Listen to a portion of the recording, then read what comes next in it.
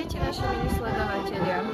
Na Dolinskom potoku tradície žijú a dneska si pripomenáme stavanie mája, čiže 1. máj. To je sviatok práce.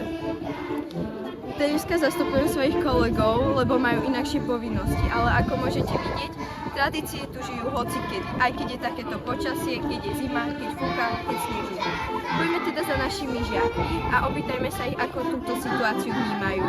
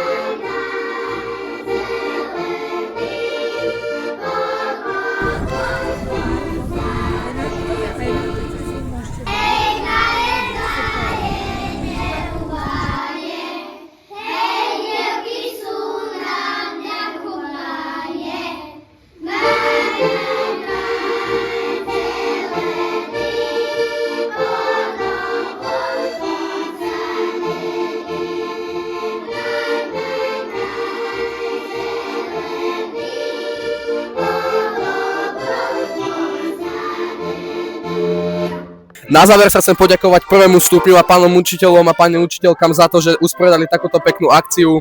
A vy, chlapci, nezabudnite svojim dievčatám postaviť taktiež 1. maj, ako sme si my dnes v škole postavili a pripomenuli sviatok 1. maja.